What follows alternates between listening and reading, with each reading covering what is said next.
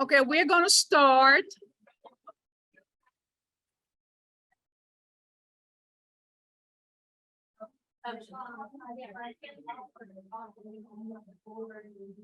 Okay, welcome everybody. I'm going to welcome you to this special lecture organized by the Center for Jewish Studies and for the Program for Jewish Studies, and it's part of the Humanities Week. And we have the Dean of Humanities with us, Dean Jeffrey Cohen. I don't know, they cannot see you, but the people in the room can see you. And what we're trying to do here is actually quite unique because I'm speaking to the audience on Zoom.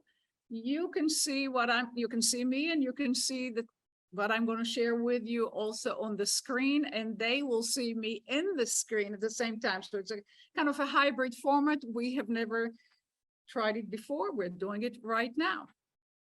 So let me introduce myself to those who don't know me. I'm Hava Tirosh-Samuelson. I'm the Director of Jewish Studies here at ASU. I'm also a Regents Professor of History, which is part of Shippers, the School of Historical, Philosophical, and Religious Studies.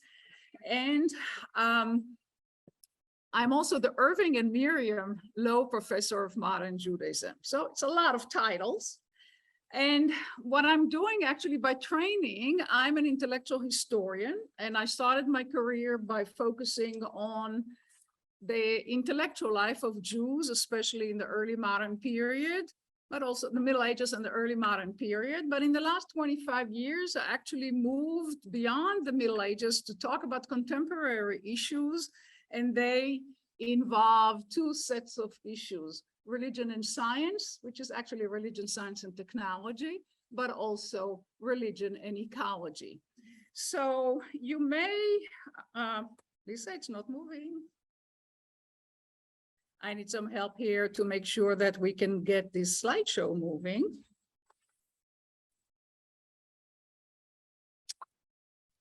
Well, it's being difficult, isn't it?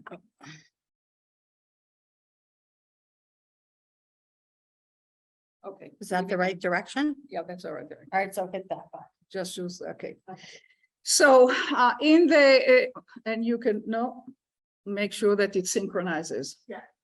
No, go up. That's, okay. So in the field of religion and ecology, about which I'm going to tell you quite a lot here in the hour we're going to spend together, I've focused on Judaism and ecology. You have two books here on the screen. The one at the top, Judaism and Ecology, is actually an older book. It came out of a conference that was held at Harvard in 1997. That's when it was.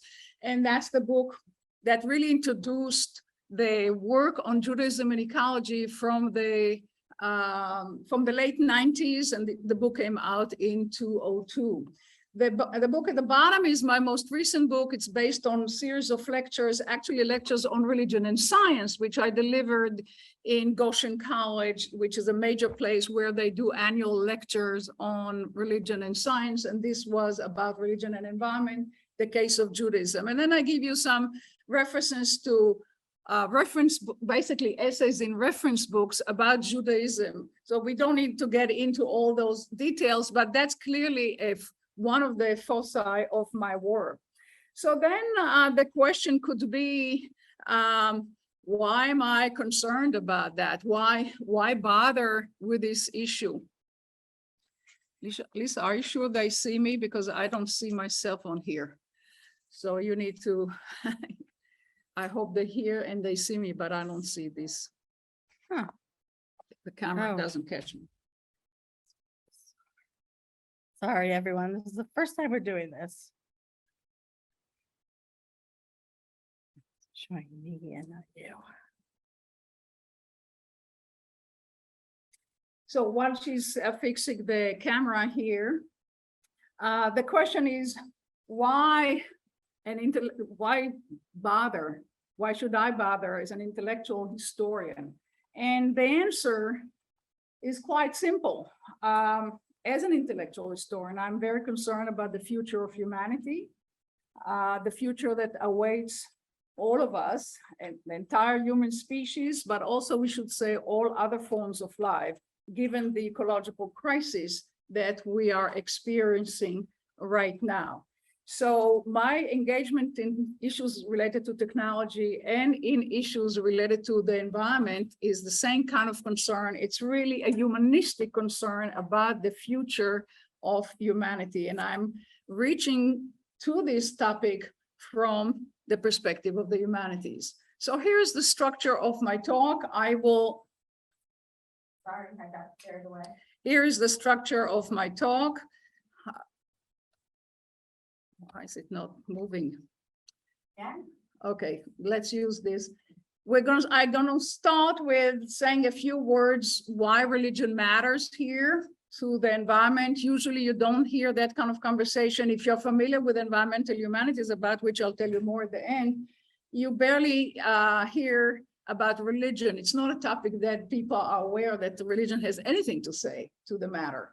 So I'm going to say why, and part two is how. Most of my examples and my evidence will come primarily from the Judaic tradition, and I do it for a reason, because Judaism is the foundation of the two other Abrahamic traditions. There's just no other way to understand the Western tradition without Judaism. So it's also my own particular tradition that I'm born into, but also committed to. So my examples will be primarily from the Judaic material, mainly for the Hebrew Bible. Part three is how do the resources of the tradition turn into activism? So I'll talk a little bit more about religious environmentalism, and I'll give you some examples from not just from Jewish organizations, but also from Christians and Muslims. And then I will end with religion and the environmental humanities. I hit here twice. I don't know why that works. I will end with religion and environmental humanities. So let's see if we can move it down. Okay. In order not to keep you in suspense, here are the major points of my talk. My argument is that religion has been contributing to environmental issues already since the 1970s. Most people are not aware of it. In other words, we've been in this conversation for quite a long time. I mean people who care about religion, since the 1970s. Their responses to the challenge that the Bible is the problem of the environmental crisis actually gave rise to the emergence of an academic field. The academic field we call religion and ecology, but we also refer to it as religion and environment, or religion and nature, or religion, nature, and culture. But basically what we have is an academic field, and we have social movements. We have people who are socially engaged in religious environmentalism, and both of them are the response to a charge that the Bible is the problem.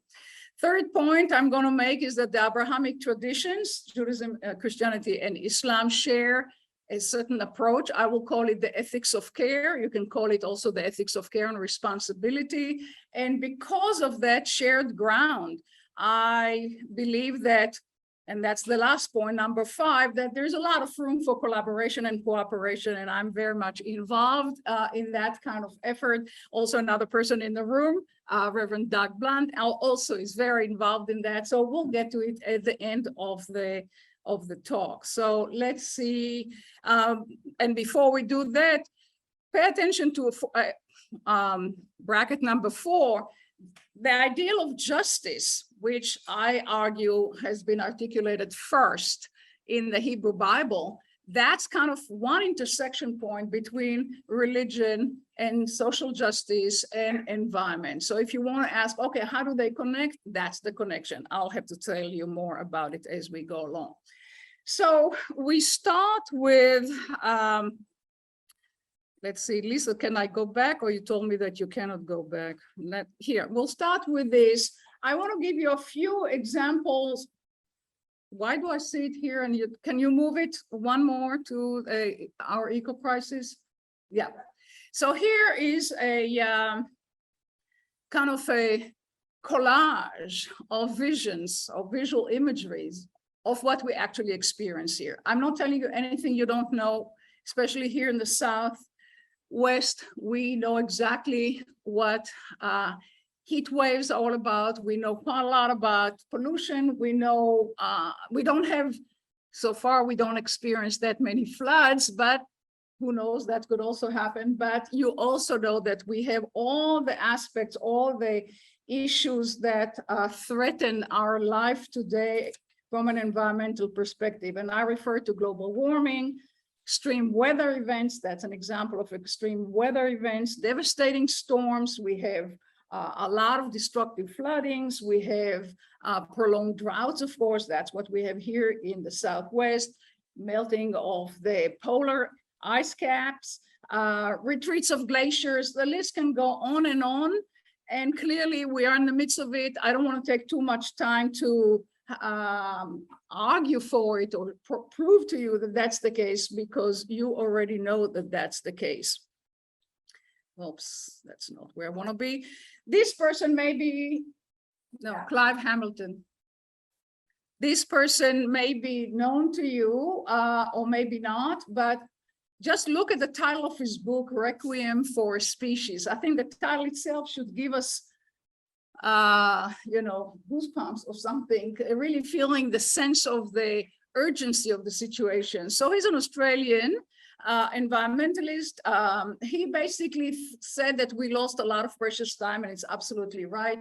We lost a lot of precious time during which we could have done something about all those things that we are encountering. But the reason we didn't do what was necessary is primarily political. A lot of political and wrangling and tensions between economic interests and environmental interests. Various corporations were part of the story. So basically, we haven't engaged that problem when we should have engaged in and when there was time. But now we are running kind of out of time, and there's a certain urgency and perhaps even emergency that we need to pay attention to. On February 28th of this year, the Intergovernmental Panel on Climate Change, the IPCC, issued the report. You're all familiar with it, and it had a very dire message. I'll just give you one line, and I'm quoting: "The scientific evidence is unequivocal. Climate change is a threat to human well-being and the health of the planet, and further delay in concerted global action will miss the brief, rapidly closing window to secure a livable future." So this is it. We have a very short window during which to get our act together. So the question now is, how is religion relevant? Move it forward. Okay. How is religion relevant, and is it relevant? So to the question, is religion relevant to the challenge? The answer is definitely yes.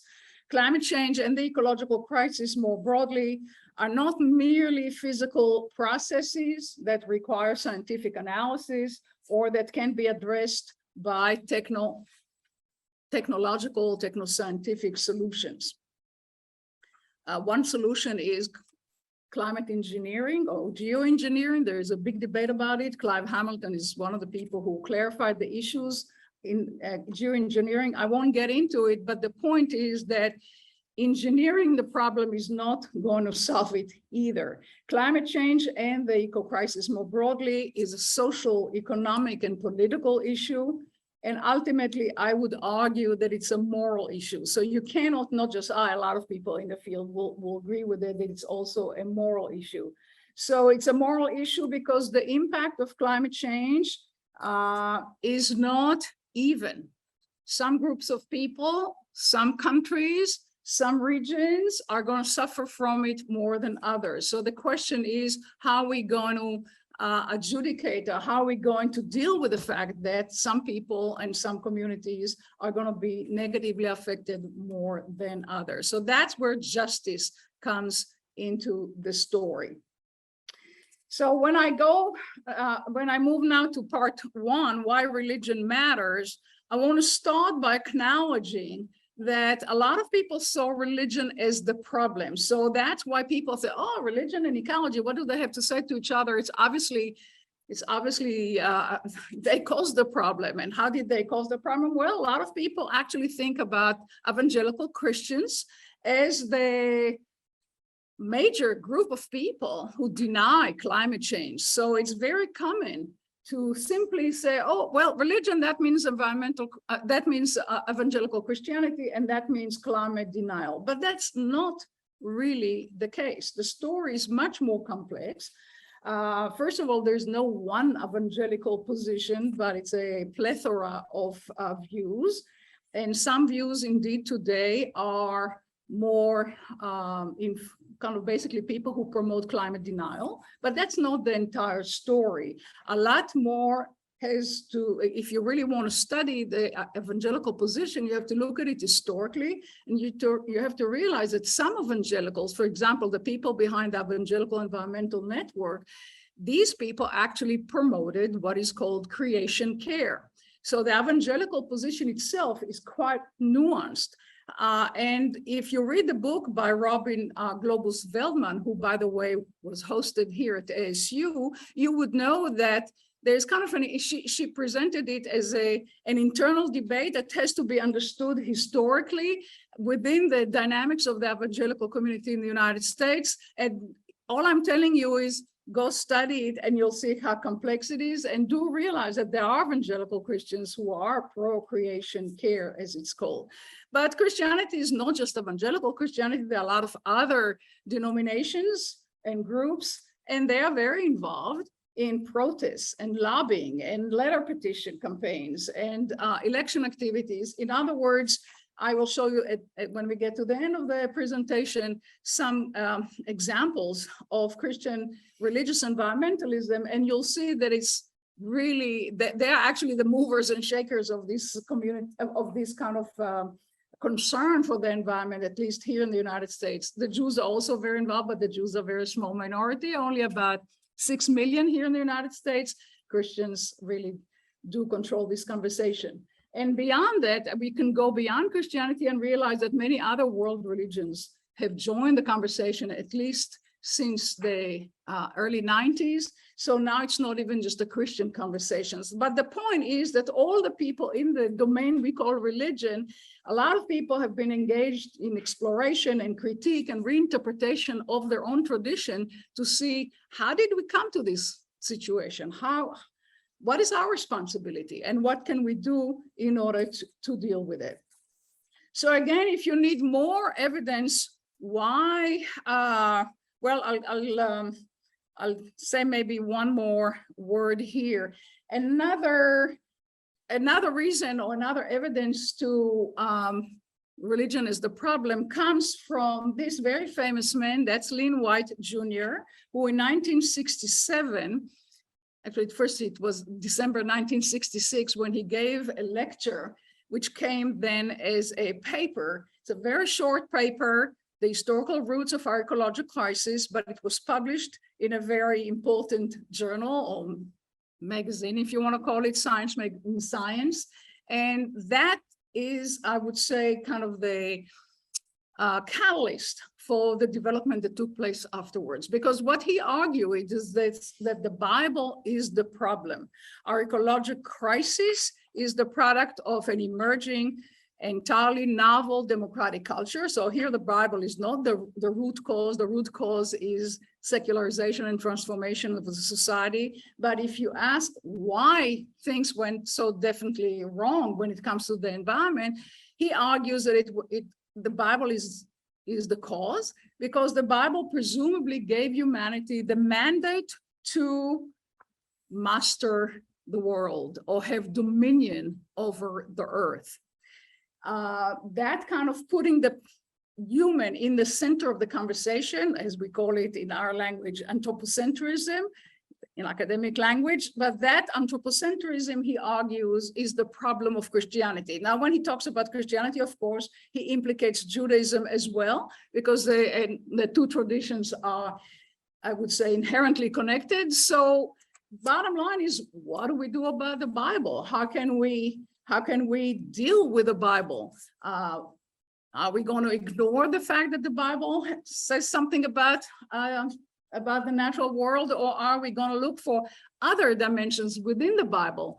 And indeed, that's what one of the arguments against or development of this conversation with Lynn White Jr. was that he didn't do justice to the Bible, that he told a very truncated story. He focused on Genesis 1:28, but he totally ignored Genesis 2:15, in which the human being was, we were told, according to the Garden of Eden narrative, the human being was placed in the Garden of Eden to protect it and to till it. In Hebrew, it's le'ovda or le'shomra, to do something special, to care for the Garden of Eden. He did not speak about that, but Jewish theologians, Jewish commentators said, look, he doesn't do justice to their story. But what happened is the result of this charge against the Bible, that move it to Mayor Evelyn Tucker and John Green. Move it. Okay. What happened is that these two people, this is a couple, they now teach at Yale University, but for many, many years, they used to be at Bucknell University. Both of them were here on campus at least twice. And Mayor Evelyn and John created this new field that we call religion and ecology.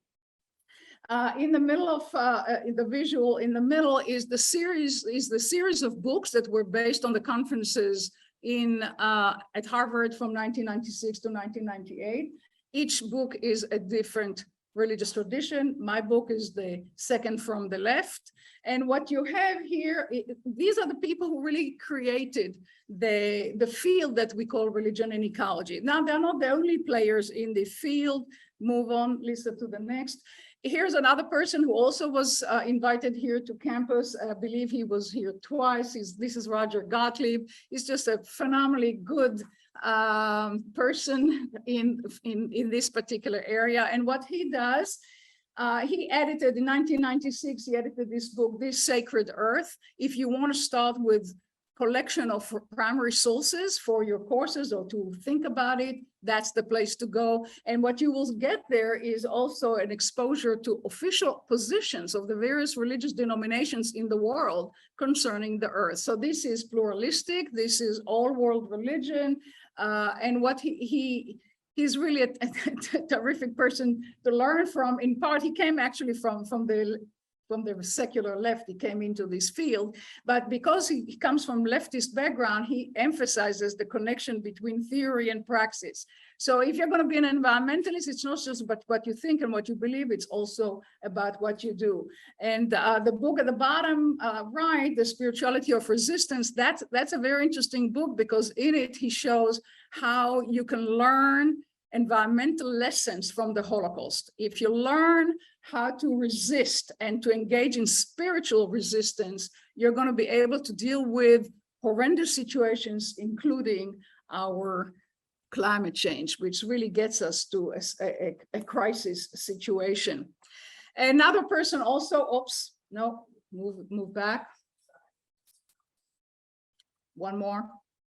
That's it. So Bron Taylor is another person who was at ASU. He's very important. He's the editor of this Religion and Nature encyclopedia. Again, it's a wonderful resource. You'll have, if you really want to know what's in the field, it's very useful to use those reference books, because you'll get access. I'm talking to the students in the room. You'll get access to who is doing what has been published, what are the major issues. So there's just no way to become familiar with this field without using those kind of reference books. But he's also a person who argues that there's something called dark green religion. Dark green religion, which is the title of his book, tells you there's a certain kind of spirituality, of environmental spirituality, which goes beyond reading text or interpreting text. It's actually feeling yourself as part of what is known in the community as the more than human world, but you're not engaging with the more than human worlds in a traditional way, and it's not necessarily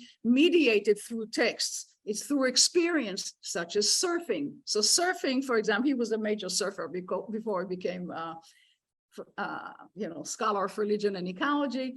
But the idea here is that we need to be engaged in it, and experientially, and also recognize that sometimes religion can be the problem. It's not always the solution to the situation, but he's a very important contributor. And one more example is Willis Jenkins. Move on to the next. Yeah, Willis Jenkins, University of Virginia, is another editor of an important encyclopedia, also the editor, co-editor of the Routledge book. And again, if you want to study and understand how this book organizes, how this field organizes its material in terms of pluralistic, you cover all traditions, but also thematic. So it's not just traditions, it's also certain themes. And there's a lot of comparative analysis. So these are 4 examples total of what the field is about. And I invite you all to learn more about it. I give a course on religion and how do we call it? We call it Nature, Sustainability, and Religion. And the number is religious REL 349. It's also registered with Jewish Studies and with the School of Sustainability and with the History and Philosophy of Society. That's one course. I didn't put it there not to engage in self-promotion, but here it is. So the bottom line, there is a field. Let's move on. There is a field, and that's kind of to go back to the question, why bother and why is this field there? We have to remember that more than 80% of the population in the world are people who define themselves in religious terms. So there's simply no way to think about being human without taking into consideration the religious dimension of human beings.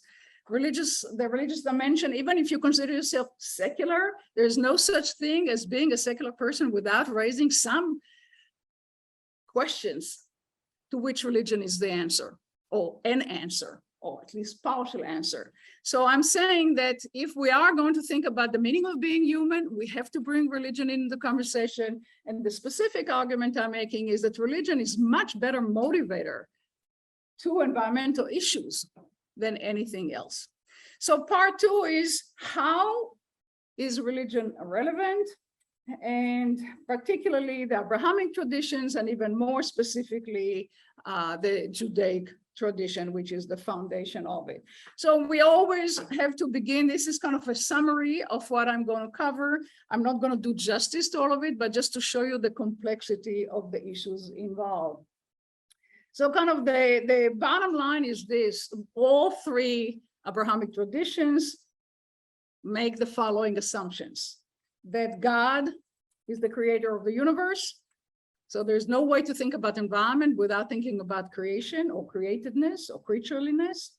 Number 2, all 3 religious traditions in the West agree that God revealed his will in some form. That's what scripture is all about. The Jews would call it the Torah. The Christians would call it the New Testament as opposed to the Old Testament. And of course, the Muslim will call it the Quran. But the idea is the same, that we have divine revelation is the foundation of the 3 Abrahamic tradition. And the third element is that all 3 religious traditions believe in redemption or salvation. There's a lot of debate what it means, but there's clearly a future-looking perspective to those 3 traditions. So the question is this: where does religion fit, and where does environment fit in, and how do those theological assumptions help us to do anything about the environment? So again, speaking more specifically about the Judaic tradition, I would say that the answer is pretty straightforward. The assumption that God revealed his will to the Jews into Israel in the form of Torah. That's what gives us the structure of environmental ethics. You cannot think about any topic in the Jewish tradition without thinking about Torah. Torah literally means divine instruction, but it actually means also law. It gives you a legal structure, a normative structure within which you have to live your life. And if the Torah says a lot about human relations. If the Torah says a lot about sexuality, if the Torah says a lot about food, if the Torah says a lot about practically everything that we experience in life, of course, the Torah tells you also how to relate to the natural world. Okay, so now I'm going to kind of unpack it a little bit. Oops. No, characteristics. Yeah, this one. So if you look at this summary, you will see that there's a certain approach here. And here are the themes, or not the themes so much, but the characteristics of this approach to environmental ethics, to how to be environmentally minded. So there's just no way to talk about Judaism and the environment, or for that matter, Christianity and so forth, and the environment without thinking about religion. So it's necessarily religious. There's no such thing as secular doesn't fit in here. So it's necessarily religious. It's inseparable from law. So ethics has to do with what you should and shouldn't do. So it's about do's and don'ts, namely there's a legal dimension here. It's inherently relational because you're going to talk about it in the context of the covenant between God and Israel. And what's unique about the Judaic tradition, it all happens in the daily life that we live in, how we eat, how we engage in sex, how we raise our children, all that stuff is very much down-to-earth activities. That's all part of this conversation that has implication to environmental issues. And the last part, which is more specifically related to our talk here, is that there is a causal connection between social justice and the fecundity of nature. So if we want to have green world, a verdant world, we cannot be immoral. We cannot be socially corrupt. That's the key insight of the Bible. And that's why there's a kind of reason to talk about religion and justice by starting with the Hebrew Bible. That insight that the quality of the natural world depends on the moral activity of humans is the major gift, I would argue, of the Bible to this conversation. So now, more specifically, and we won't have time to unpack it when I give this in the course on religion and environment, we spend quite a lot of time highlighting, explaining, giving all the evidence for this material, but I will go just kind of give you some snippets of it, and you can develop the readings about it later on. So the basic assumption is, and I think it's really brilliant assumption, that the earth does not belong to us. The earth belongs to the Creator, and therefore we don't have a license to destroy it. And my point is, it doesn't really matter to me which tradition one comes from, but if you just take that insight and you really begin to look at the world around you as something that doesn't belong to you, and that you cannot do whatever you want to do with it, then you can begin to think from an environmental perspective. So divine ownership of the world is very, very insightful, I would say, approach. It also means that you have to take care of the world that is not yours to destroy. In that world that is not yours to destroy, there's a lot of diversity, and protection of biodiversity is recognized already in the biblical text. According to the biblical text, each kind that God created the world with min lemino, and with the differentiation of the species. Of course, they didn't have the word species, but the idea of separation and the idea of diversity was recognized already in the biblical text. And what we need is the ethics for the preservation of species and ecosystems. And in a sense, that's what I think we can get when we read biblical texts. The next item there, the prohibition on wanton destruction, that's actually a very important contribution of Judaism to environmental thinking, to religious environmentalism. It actually belongs to, or begins with, thinking what can be done or shouldn't be done during war. Well, according to the biblical text in Deuteronomy, one is not supposed to destroy fruit-bearing tree even in time of war. And the rabbis would take that prohibition and develop from it a very elaborate environmental ethics that does not allow us to destroy. And it's very broad ranging. So I can give you a whole list of things that one shouldn't do. For example, one shouldn't cut off water supplies to trees. according to the Talmud, Shabbat 67a, the place is not that important. One should not engage in overgrazing. One should not kill animals and feed them noxious foods. One should not hunt animals for sport. One shouldn't destroy a variety of vegetation. So there's a whole long list of activities that fall under the rubric of do not destroy or bal tashchit. A new book, since I cannot go back here in this system, I cannot go to show you, but I'll show you in a second. There's a new book under the title of Waste Not, Jewish Environmental Ethics. And that's a good translation of the gist of it, but he focuses the scope of do not destroy to do not waste. But actually the do not destroy, the bal tashchit principle is much broader than just prohibition on wastefulness. So to continue with that, I will have to say, we won't develop it too much, but the notion that, as you all know, Jews are supposed to observe kashrut, namely there's only certain meat you can eat, and the meat has to be, and the animal have to be slaughtered in a particular way. What's interesting about that from an environmental perspective is, A, it limits human consumption of meat, of animal meat, but that idea of kashrut would be given an environmental interpretation under the rubric of eco-kashrut, which I will tell you more in a minute, how to engage in the practice of kashrut, in the discipline of kashrut, but do it with a strong moral emphasis. So eco-kashrut is the idea that you need to be concerned about moral issues. If your food is going to be kosher, you cannot be immoral. That's kind of the bottom line insight. I'll say more about that. There are other issues that, and I want to go to the bottom here. If you see that social justice is eco-justice, that's a very important summary or insight of the concept of eco-kashrut. And the idea of eco-kashrut was actually articulated, the term was articulated by the late 1960s.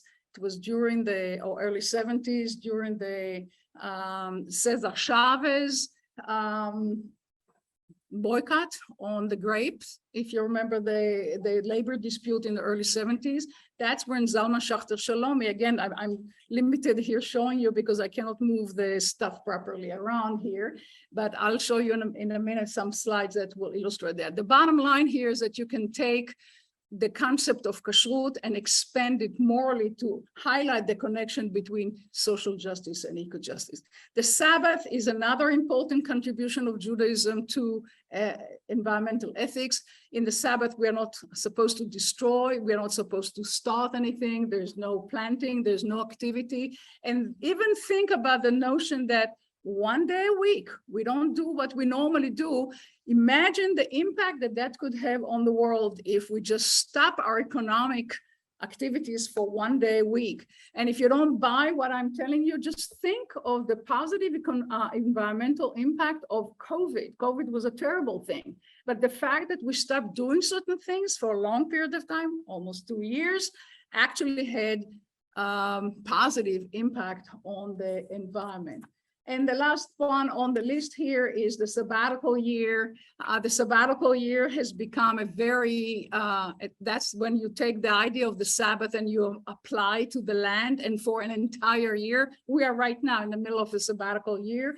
That in itself became a very important note. And now that I can start moving the slides, I can show you some more illustration of what it just says. So here, move to the next, yeah. If you look at this, you will see how Jewish organizations today take the concept of do not destroy of bal tashchit, in Hebrew it's bal tashchit, and look at the symbol there at the top right. So you have reduce, reuse, recycle. So in other words, you can take an environmental logic and apply it to this concept, to this very old traditional concept or kind of principle that we call do not destroy. Under it is the new book by Tanchum Yoreh, teaches at University of Toronto, Waste Not. That's his take. And what's important here is how he looks at Jewish environmental law and explains how environmental law is done even today on the basis of older principles. So the bottom line is, here's an example of how religion can help you to engage move on to the next. Okay, here is another issue that I didn't say much about it, but there's a lot of concern for the welfare of animals and to a need to prevent unnecessary suffering from animals. So a lot of other traditions, all religious traditions, are actually very concerned about that. But I'm just sharing with you just that you'll see what the ethics of care is about. It's not just the soil, it's not just vegetation, it's also animals, and it's our interaction with the entire environment. I introduce, here are two people that are responsible for the issues for the concept of eco-kashrut, which is the Jewish way of talking about eco-justice. And they're also, I want to say primarily, I want to pay attention primarily to the one at the bottom. That's Arthur Waskow. Arthur Waskow was born 1933, so he's going to be 90 years old next year. He doesn't look as good as he looks here today. The person at the top is Zalman Schachter Shalomi, who is actually a neo-Hasidic person and grew up in Hasidism, but became one of the major visionaries of Jewish environmentalism. But it's for activism, it's the picture of Arthur Waskow is much more relevant because he's the one who popularized the connection between social justice and eco-justice. So social justice as eco-justice means that you have to think about how you produce food. And if you exploit your laborers, then your food cannot be kosher. Okay, if you use child labor, then your food cannot be kosher, even though technically speaking it is, but unless it's morally appropriate, then it cannot be kosher. And the interesting thing is that his idea, all those ideas were already in the 70s. Today, his ideas about eco-justice and eco-kashrut and so forth and social justice are applied to climate justice. So that you'll see in a minute kind of where we are. Why are we there? Hold on. So let me say now, yeah, good. So where we are now with this is that we have in the 80s, 1980s, started in 1982, you have the beginning of a movement of environmental justice. And how did that come about? That came about when people realized that in fact, something very interesting is happening, especially in America, but not only in America, that hazardous wastes and all sorts of industrial activities are usually located in particular neighborhoods. And those particular neighborhoods are populated either by the poor, or by African Americans, or by Hispanics. But clearly there is a connection between dealing with that which you don't want to deal with, which is waste, and putting it in particular area. And that was the beginning of the environmental justice movement, 1982. Then the first major report was 1987. And the reason it's important to keep it in mind is that the leaders of that movement were religious people. It came from religious, primarily Christian, not only Christians, but primarily Jews joined the movement as well. But you cannot take religion out of the conversation about environmental justice and recognize an environmental racism as clearly a challenge that needs to be addressed. And that, in a sense, is what environmental ministries is all about. Maybe, Doug, you can tell us more about it when we get to the Q&A. But where we are here, you get a sense of what social justice as environmental justice looks like. And in those years, in the 80s and the 90s, it was primarily about hazardous waste and things like that. But since then, the conversation has moved into climate justice. So climate justice, which really took off since 2000, is a kind of a recognition that something is really changing. And if you look at the two pictures, just to illustrate two pictures at the bottom, this is going to be our reality. We're going to deal with millions of people. We're not talking about one community, this community is affected, that community is affected. No, we're going to talk about millions of people as refugees and as climate refugees. So what are we going to do with it? So some of the issues that I listed for you on the slide has to do with who is responsible. It's not necessarily the Asian country that suffers from it, let's say Bangladesh or Pakistan. Pakistan just had a major, problem with it when a third of the country was flooded. So who's responsible? It's just the country itself? No, it has to do with other parts of the world, usually the developed north. And who's going to pay for this? All this is going to cost enormous amount of money. How are we going to deal with that? So all those issues are part of the conversation of what climate justice is. It doesn't mean that there's agreement here on all of those issues, but it means that we cannot talk about justice today without recognizing climate justice and without recognizing a whole range of other older issues that have to do with disposal of wastes. This is what I mentioned earlier, the sabbatical year. This is just an example of how you can take an ancient idea. All those pictures are from Israel, but in Israel today, the sabbatical year, the biblical sabbatical year has become a very inspiring idea. When people say, okay, how about if we change our lifestyle during the sabbatical year and become more environmentally conscious and become more environmentally aware? So there's a lot, I won't get you into the details of what the laws of the sabbatical year require, this and that, that's a separate lecture. But the bottom line here, the point here is that you can take a religious practice, old religious practice, and give it a new environmental meaning. And in Israel, especially, the project of Israeli Shmita Israelit, which is organized by this organization, Teva Ivri, which is translated here as Jewish nature, but it's really Hebrew nature. That's the more literal translation. And this particular organization suggests to people to use the Shmita as a way to rethink your lifestyle from an environmental perspective and ask yourself, do I really need to use all the gadgets that I use? Do I really need to work the way I work? Can I change? What can I do to live more in sync with the natural world and live more sanely and more holistically?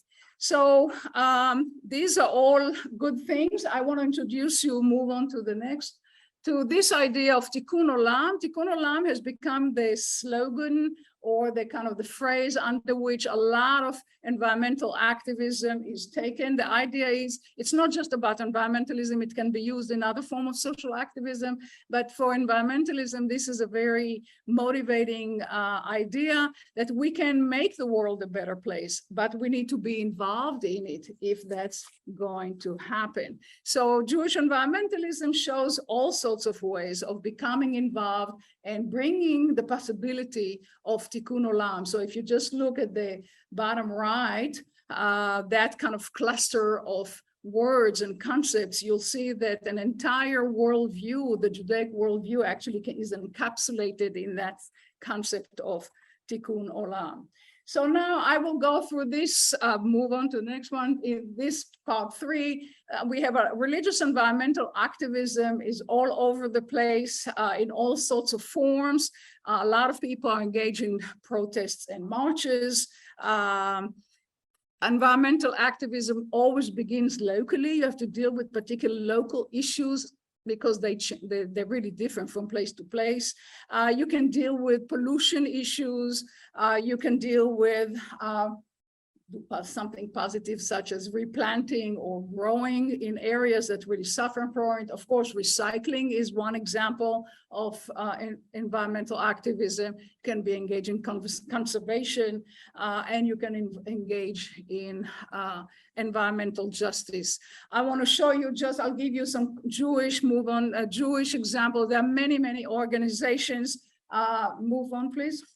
Yeah, this is an example, just some ideas, some organizations, I should say, that are engaged in it. Again, this is not so much a lecture about these organizations, but this is just to tell you, so I won't get into the details, but this is just to tell you there's a lot to choose from. Even though Judaism is a very small group of people in the United States, only whatever, 6 million or so, they have a lot to choose from. But it's the same goes for Christian organizations and Muslim organizations. And of course, there's a lot more of those. I will skip that. This is a particular Jewish organization. Maybe we'll pay attention to one thing, the two things at the bottom. At the bottom, you have a group of young Jews. That's an important issue, is how young people can get involved in environmentalism. In this case, it's climate activism. They are connected to this organization, Chazon, which is the leading Jewish environmental organization. The slide next to it introduces the concept of tshuva, of repentance. So in order for all of us to engage in environmental activism, we need to know where we sinned. That's the idea of tshuva, the repentance for the sins that we've all engaged in. So this is just to illustrate, of course, there are other traditions as well, move on. Okay, this is about the Jewish climate movement, just to show you, we're not on the same, Lisa, we're not together on the same thing. Move to one on climate advocacy, no.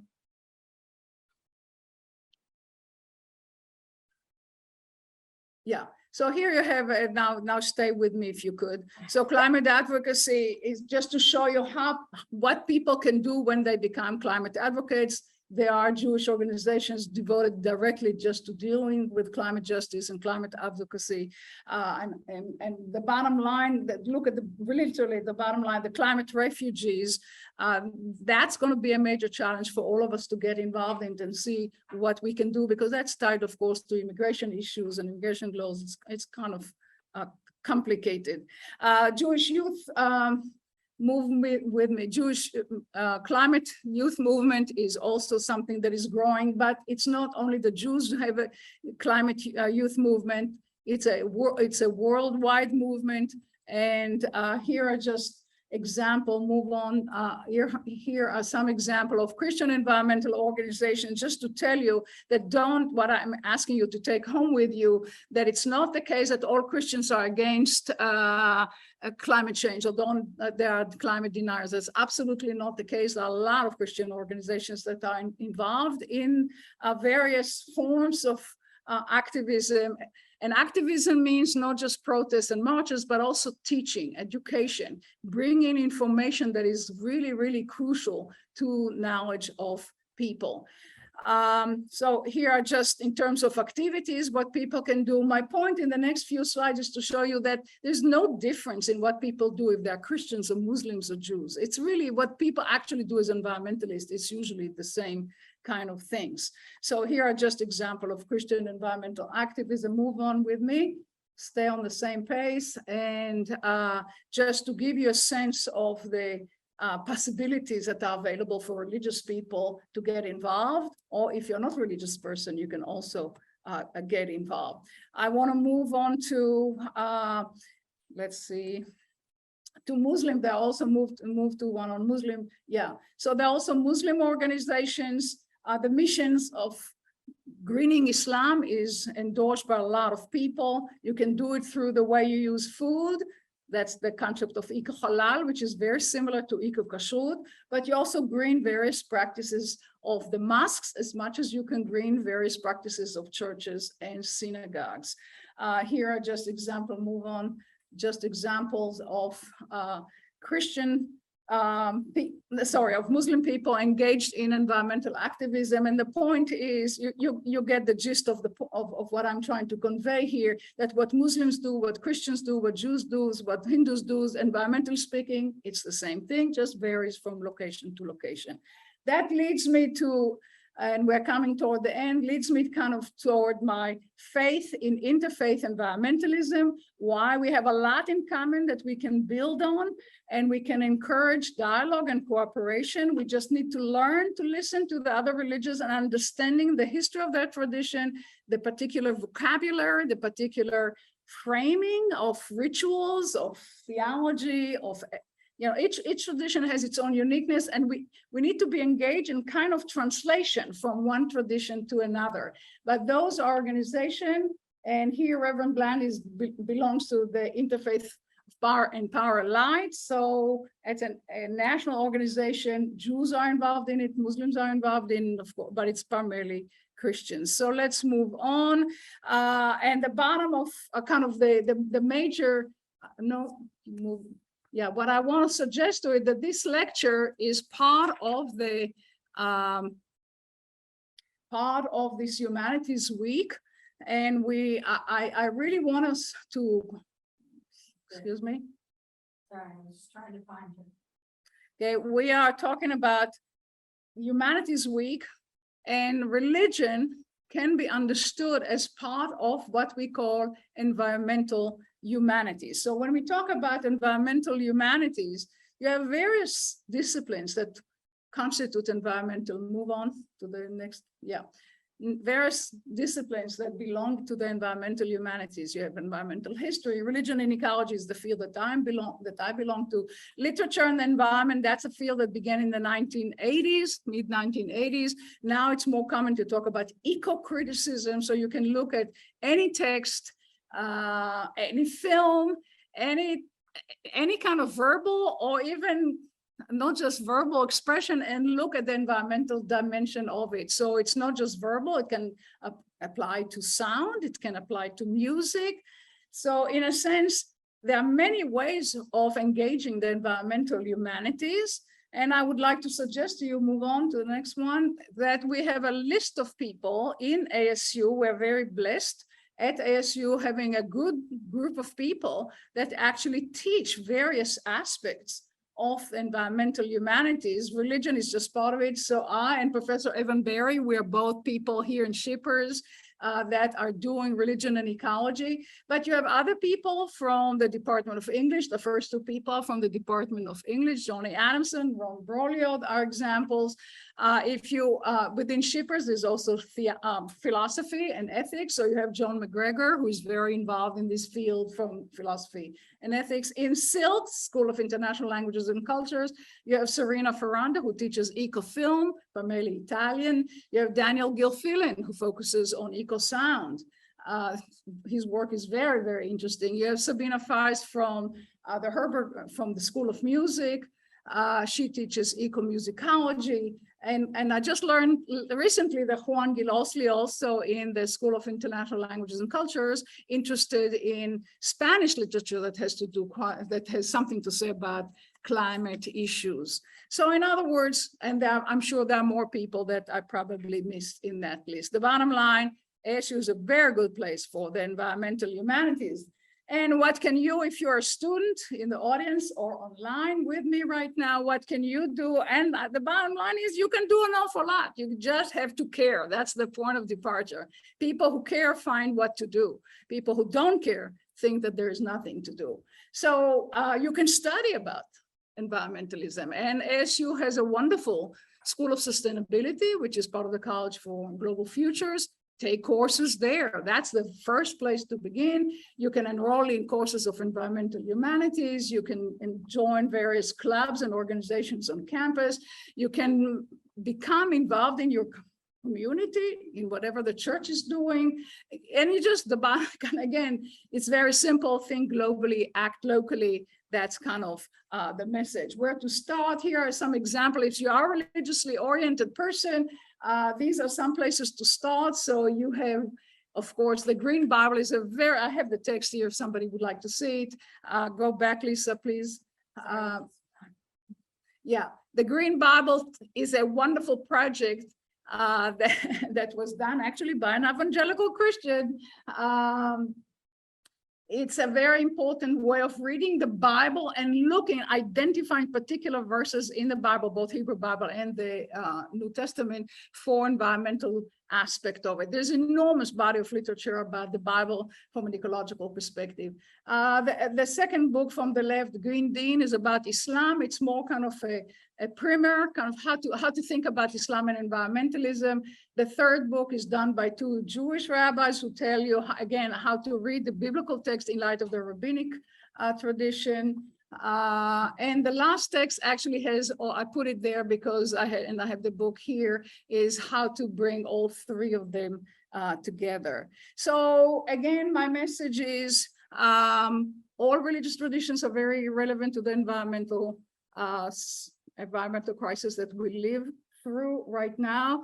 You can always start, move on to the last, please. Yeah, we can always start from those texts, but of course, if you take my course, I can guarantee you that you're going to read a lot of texts, not this kind of text, which are just beginner's text. And all we need to do is to make sure that the world in which we live will continue to be here and is going to remain verdant, peaceful, and just. And it's our responsibility. And I was saying, the Jewish tradition, it's not your task it's not for you to complete the task, but neither are you free to desist from it. So that's kind of the message. It's for everybody to get involved. Everybody can do it from his or her own perspective, but we need to do it together. So thank you very much for joining this conversation. We have time for questions. Yeah, I actually have two. Okay, from the audience, go ahead. And light on your way out, please turn the light on so we can see each other better. That's what you said. I'll get it. This is from David Cater. From David Cater, wonderful. A fundamental claim of Professor Samuelson's presentation is that all thought, including secular thought, is invariably infused with religious ideas, and this is true of matters concerned with the environment. And so the understanding of the why and how religion matters becomes vital. I find this truthful claim even in an area of major attention in my own life, namely poetry. And so not a question, but I offer a short poem by Charles Wright Snow that involves a religiously informed secular dynamic.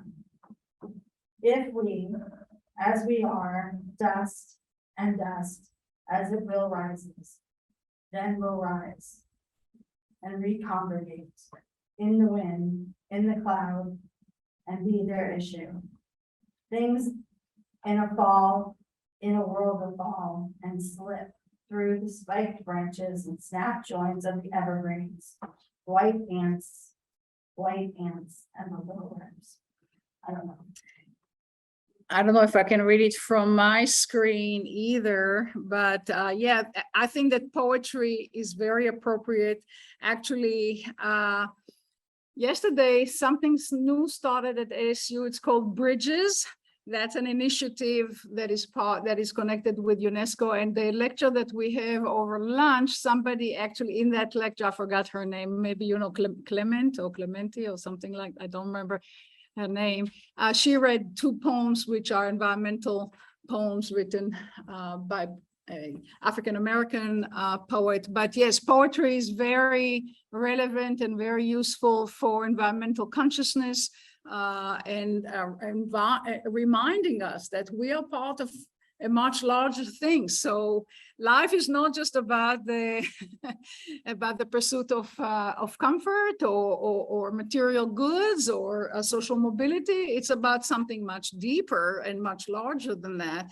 And once you begin to think in those larger categories about the universe as a whole, and I prefer to think about it in terms of creation, about the created world and the purpose of human life, then you cannot not bring religion into the discussion of environment. That's kind of the take-home message for all of you. Yes. Can you also maybe quickly touch on indigenous peoples and their religions, and then other religions, the non-Abrahamic religions, and their take on the environment?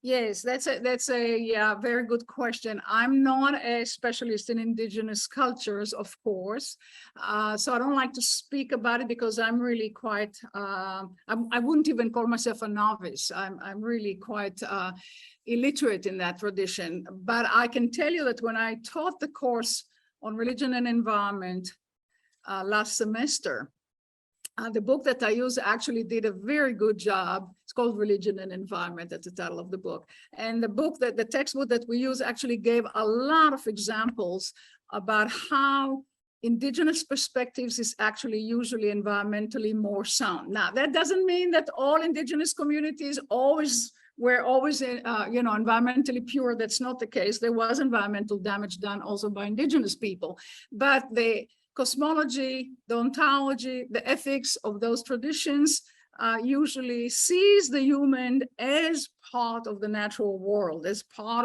of the cosmos. So once we begin to think of ourselves as part of the cosmos, we cannot destroy our home. And that's basically what we've been doing very successfully, unfortunately, for the last 250 years. So the challenge right now, before it's too late, and it may be already, I have to say, maybe too late, but the challenge for all of us is to think, okay, how do we change perspective?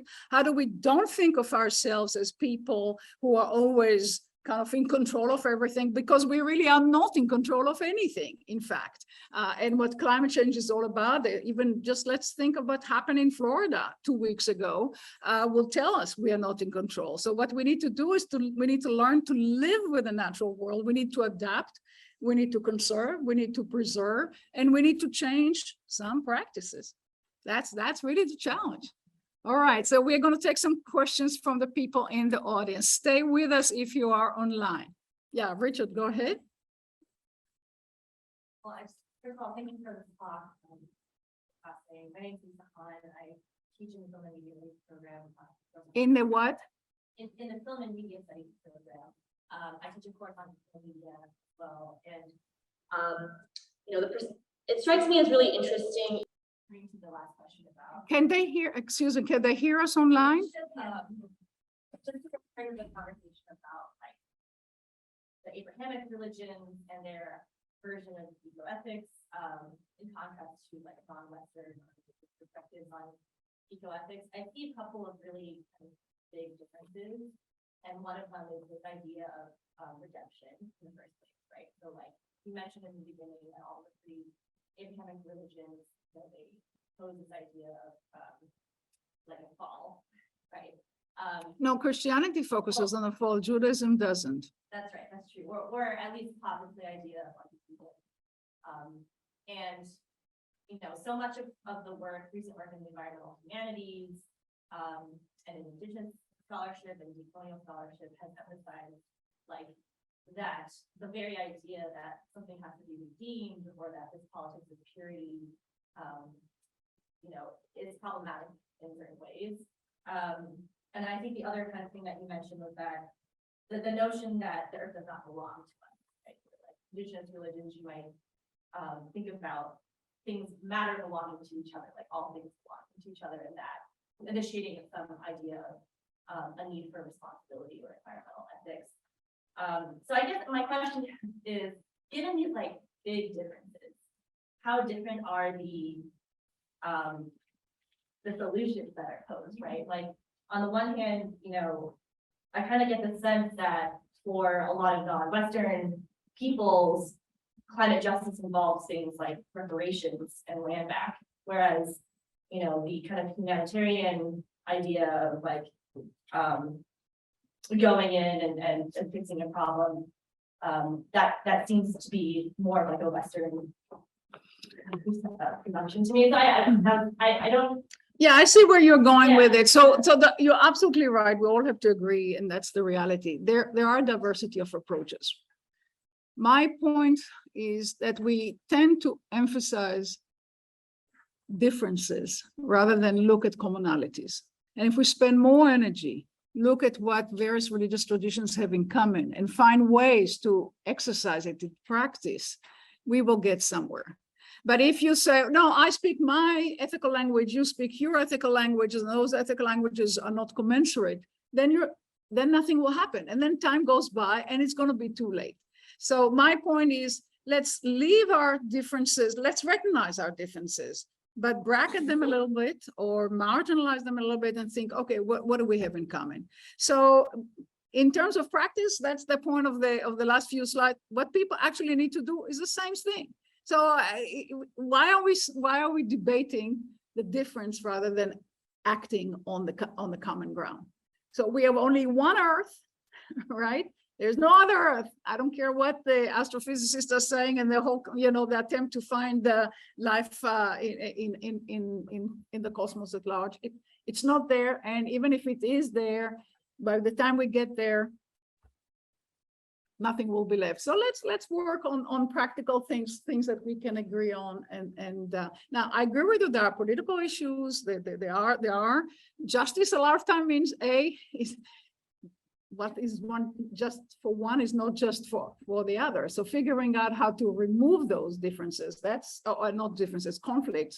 There are conflicts, but as far as environmental activism is concerned, let's work together. So you can say maybe it's too Pollyannish, maybe it's too simplistic, maybe it's not sufficiently sophisticated. I think that the situation right now is such that it's not about sophistication. We don't have time. We need to save this planet because time is running out.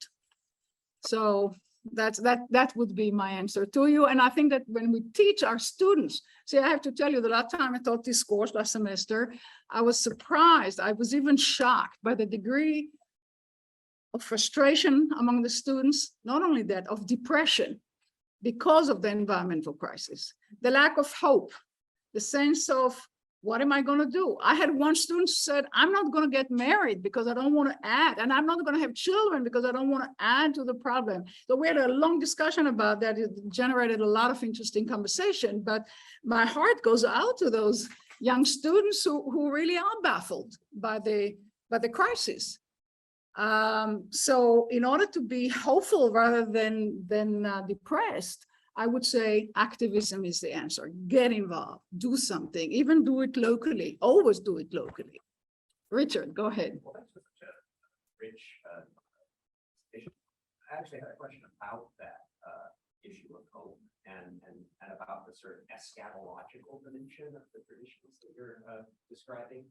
So it strikes me that often when we talk about the climate crisis, we imagine the future, and we imagine the future we want to avoid. We imagine a catastrophic, apocalyptic future, rather than the future we ideally would hope to achieve.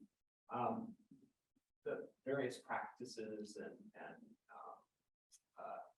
moral concepts that you described in your talk, I think at least many of them are oriented towards some kind of vision of human reconciliation, some beloved community, as it were.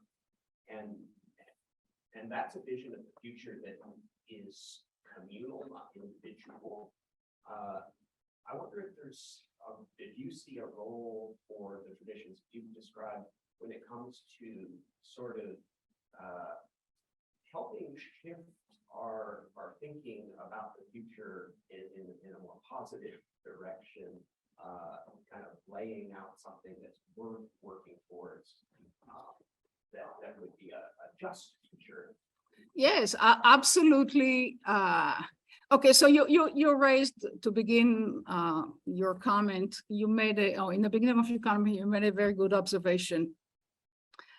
Environmental discourse a lot of time is about what's wrong, what's terribly wrong. And people say, oh, we're so tired of listening to that. We are so, it's kind of up to here. People just get upset about the negativity. So let me respond to that first, and I'll go to the hopefulness. My response here would be, if you don't get a sense of the urgency of the situation, then you're deluding yourself. So we have to start with the reality, which is not, I would not call it eschatological. This is not eschatology. The pictures, again, I cannot go back, or at least maybe I do go, I can go back now that you don't. Okay, so if I go back to my,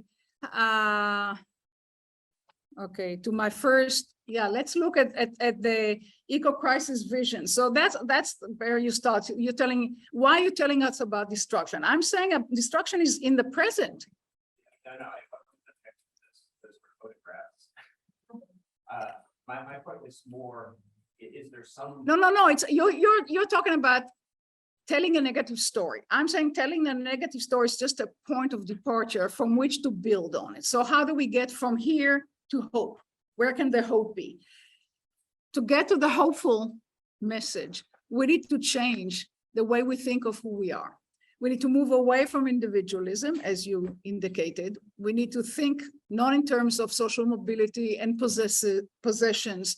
It's not how big is my house or how big is my car or you know, what kind of snazzy, whatever, shoes I'm wearing, right? It's not about that. But that in and of itself, move out of this individualistic, consumeristic, self-absorbed, narcissistic mindset.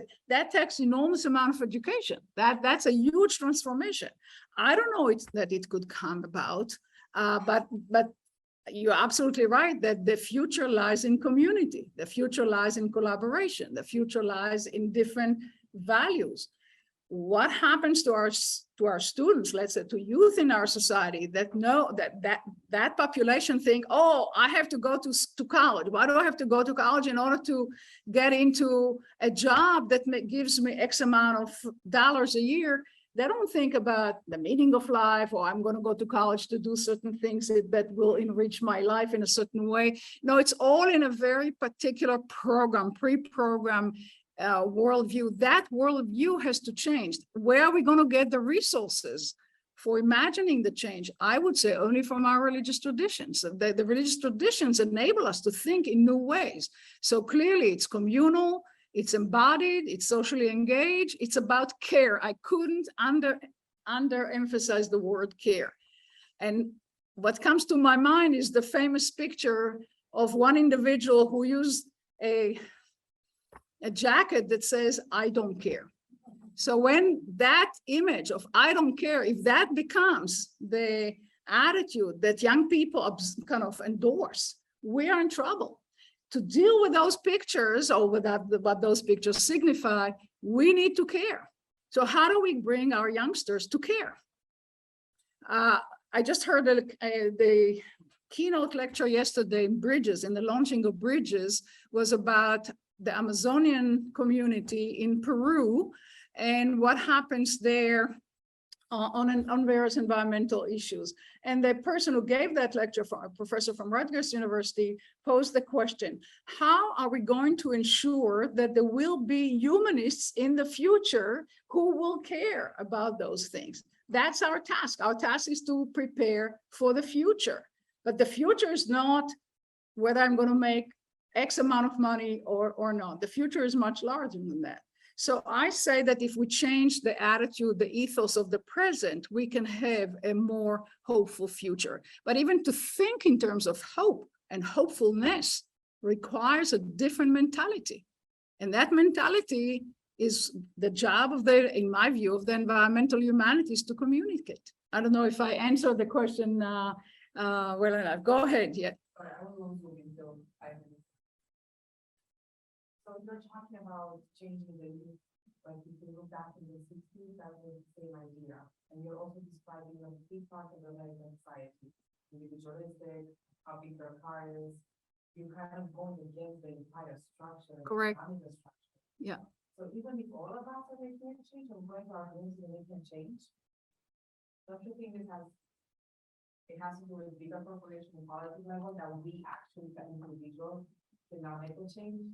Good point. Yes. So if you remember the picture, I don't know if you were still in the room, when I showed the picture of Arthur Waskow, that gentleman who is really one of the most important person in the Jewish environmental movement. When he is railing against the transnational corporations, that's way in the, yeah.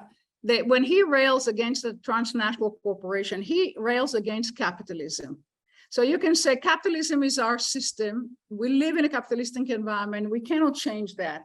But that, I'm not sure. So this is the guy at the bottom. So I'm not sure that's entirely correct. You put your finger on the right thing when you said we need to go back. We need to recover the spirit of the 60s. And I don't think it's wrong. And on the contrary, I think that the idealism of the 60s, which really created a major movements of social change, that spirit should be recovered. And we would not have the environmental movement without the 60s. It's the product of the 60s. So that's a good thing. Can I change what individuals do? No, I can't. I can only teach. That's all I can do. I can teach, I can write, I can give lectures, I can inspire maybe, but I agree with you. The people who call the shots are the transnational corporations. It's the Elon Musks of the world, and Elon Musk is not going to become an environmentalist tomorrow. But had Elon Musk and Bezos and Zuckerberg become environmentally concerned, maybe wonderful things are going to happen. So yeah, we need to deal with them. You know, I recognize the limitation of what I'm doing, but all I can do is to do this. Yeah. I recognize that all we can do is what we do, but all you can do is what you do. And I was in college 30 years ago, which was not the 60s, it was the 80s and 90s. But since this is Humanities Week and we're talking about humanities, it seems to me that the humanities teach us our interconnectedness. And one of the things that I see is a lessening of the importance of the humanities within the university and even before university. In high school, the core curriculum is English and math. They're not learning history. They're not learning social responsibility. And then they get here and it's all about finding a job. And We have a crisis. we have a crisis, but it's a crisis that very few people are doing something about, and it scares the heck out of me because unless people start doing things to make it better, those pictures that you showed at the beginning are just going to get worse. Oh, absolutely. Absolutely. So the Dean of Humanities is not, who was here with us for most of the time, is not here with us for this question, but I couldn't agree with you more. What we're dealing here, maybe Richard, since you're the director of Shippers, you can also join and tell me what you think about. There's no doubt that the humanities have lost their prestige, their stature, their influence, but that doesn't make them less important. It's even more important. So it's more important today to do the work that in the 60s and 70s, we took for granted. We took it for granted that you go to university and you will have a very high level engagement with the humanities. Now that's no longer the case. So you remember I started my talk by referring to technology. Technology is part of the problem here. I'm not going to get into the weeds here, but that's why I see a connection between the technological age and the environmental crisis, that they are connected, and the humanities that deals with the non-quantifiable dimension of the human existence. We are at a loss, but it's too bad. I'm trying to go against the grain here. This is gonna be the last one. Yeah, go ahead.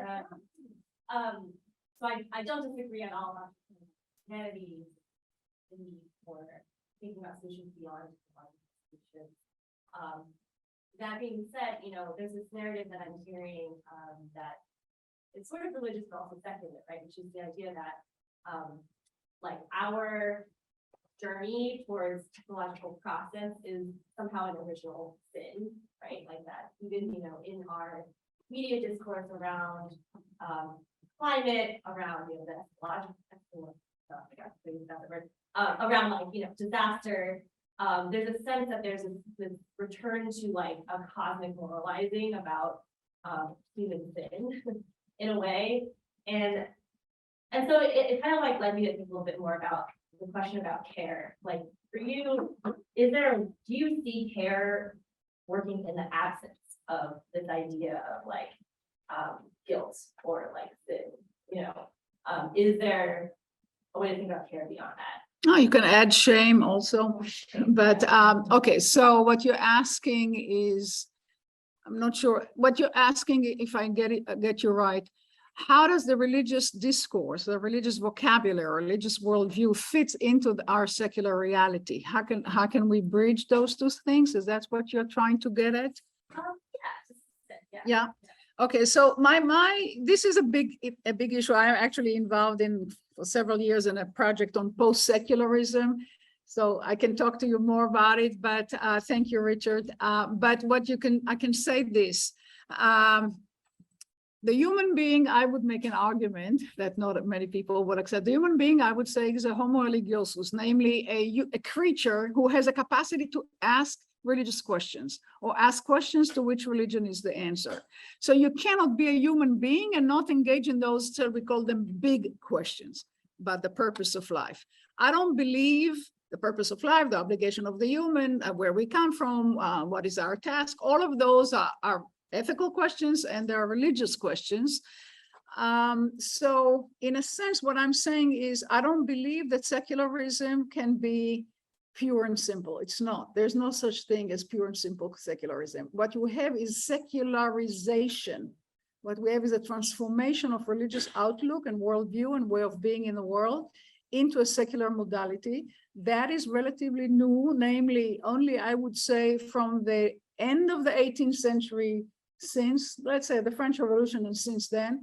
But secularism is always suffused with religious ideas. So it doesn't matter if it's Muslim or Christian or Jewish or Hindu or anything else or Buddhist, there's always religion in there somewhere. You just need to know where it is and how to engage with it. So if you teach, you're in media studies, right? So in media studies, contemporary culture should actually teach the students to identify those religious echoes, if you wish, or traces, because it's always there. Any film you're going to show me, I can show you that the culture is suffused with something religious. Just people don't see it.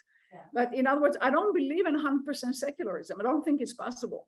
That has to do with the human awareness of death, actually, with the human awareness of our mortality. So that's a bigger question. To what extent secularism is an option? I would say not really, not really. In the foxholes, there are no atheists. Remember, that's a statement from World War I. No atheists in the foxhole. So we are all with a task. Adrian, you wanted to ask something, right?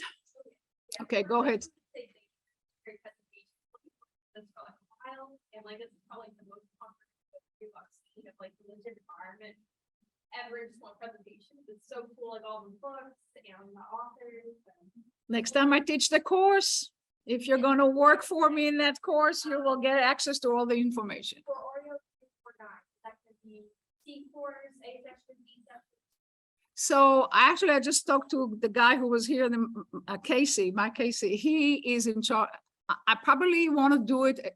It's going to be C course, but I course. So we can have people both online and in the room at the same time. That's kind of what I'm thinking about, but that's going to be in fall 23, not in spring 23, fall 23. A year from now, yeah. All right, thank you so much. Wonderful to be here. Oh, and don't forget, we have Jewish studies information. Take it with you. Oh, you're very welcome. And we have a lot of books.